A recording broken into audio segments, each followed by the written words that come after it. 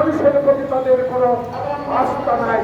আস্থা আছে কিছু সংখ্যক সরকারি কর্মচারী, যারা তাদেরকে অবৈধ ক্ষমতা যাওয়ার জন্য সহযোগিতা করে। প্রিয় ভাইরা, ভাই আমাদের দাবি সীমান্ত বন্ধ করতে হবে।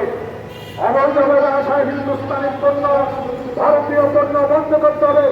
যেগুলো আনা হয়, আমদানি করা হয়, সেগুলোকে পরীক্ষার পর বাংলাদেশে প্রবেশ করার অনুমতি দিতে হবে। তাই আজকে আমাদের এই দাবি স্পষ্ট। খালেদা জিয়ার মুক্তি দিতে হবে, সকল রাজবন্দীকে মুক্তি দিতে হবে এবং ভারতীয় সাথে হিন্দুস্তানের সাথে যেসব অবৈধ চুক্তি আছে সকল চুক্তি বন্ধ করে দিতে হবে। বাংলাদেশের মানুষ চায়, ইসলামাবাদের জিন্দির ভেঙেছি দিল্লির শাসন গ্রহণ করার জন্য না।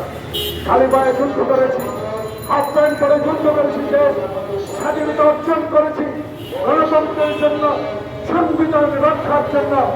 সেই সংবিধানকে তছনছ করে দিচ্ছে বাকশাল কায়েম করার অভিনব প্রচেষ্টা আবার চালিয়ে যাচ্ছেন। তাই বাংলাদেশ ব্যাংকে আজকে সাংবাদিক প্রবেশ করতে দিচ্ছেন না।